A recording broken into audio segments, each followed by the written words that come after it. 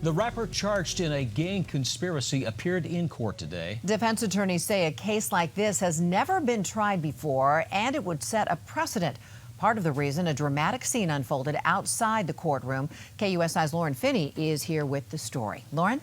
Sandra and Alan, Brandon Duncan, also known as the rapper Tiny Do, appeared in court today. His trial date set for January 23rd. 33-year-old Duncan from Lincoln Park is charged in a gang conspiracy involving 9 shootings. But prosecutors know he didn't pull the trigger. They say Duncan broke California law because he profited from the shootings because his gang gained status, allowing him to sell more albums.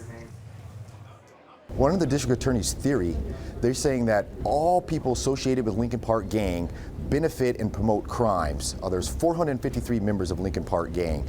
And to say that everyone benefits and everyone's part of this crime, even though they may not even have knowledge of the crime, is clearly unconstitutional. In all, 13 defendants are being prosecuted under this law. And when family and friends showed up at court today, many wearing shirts that read, "It's just a color," they were told organized protesters are not allowed inside. They needed to turn their shirts inside out before they would be allowed to go in.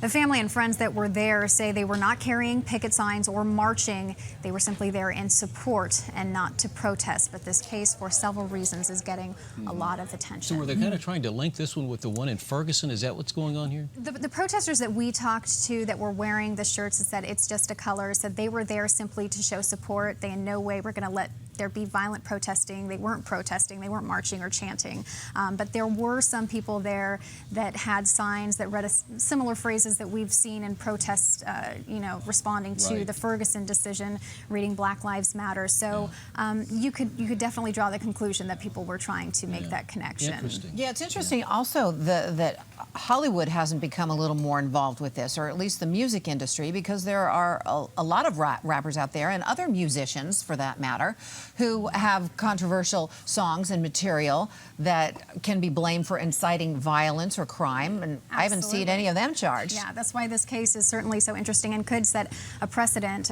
Bonnie Dumanis, the district attorney, was on our show this morning and said they kind of relate this to organized crime laws, but it's going to be up to them to really prove that these 13 defendants were active gang members and directly profited from these shootings. Yeah, there's really a fine line you have to draw in all this as to what is actually going on here. You know?